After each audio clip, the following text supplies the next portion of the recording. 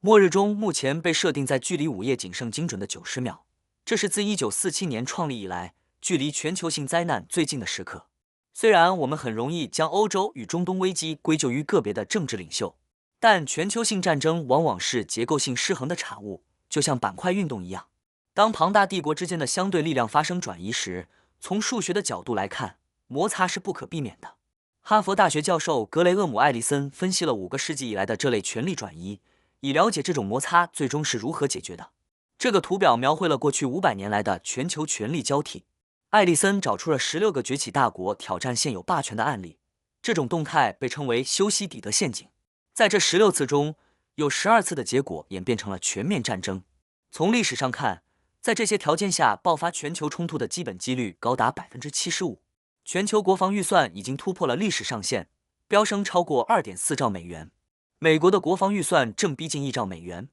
而德国与日本等国家也正在将其军费开支翻倍。这造成了一种安全困境，一个国家的防御性扩军会迫使对手也必须武装自己作为回应，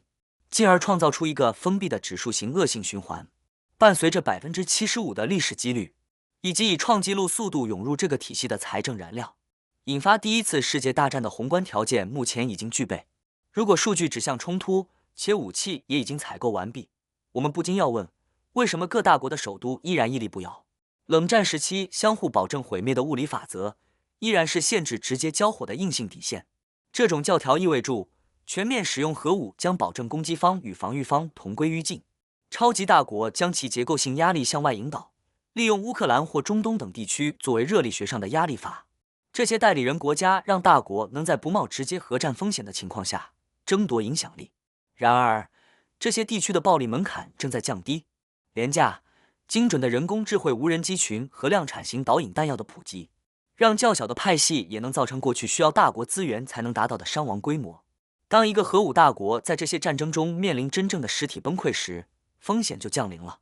如果核心战略基地被代理人军队摧毁，或者一个政权被逼入生死存亡的绝境，游戏规则就会改变。超级大国依赖切香肠战术，采取缓慢、渐进的军事行动来获取领土，同时避免引发大规模的反击。但在一场高科技代理人战争中，一个出于绝望的误判就可能不慎跨越战术核武的红线。如果实质的核武红线在代理人区域不断受到测试与模糊化，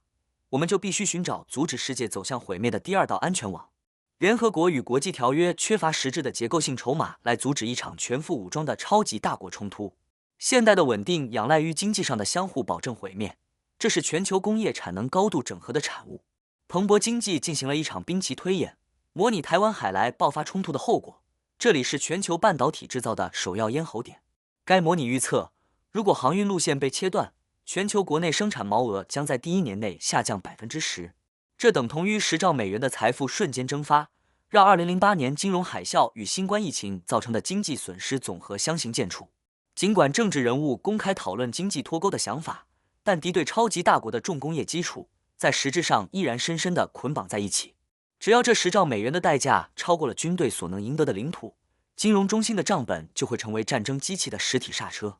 我们生存于一个残酷的平衡之中。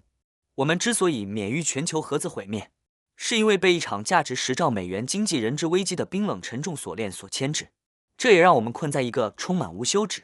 精算过的代理人战争时代。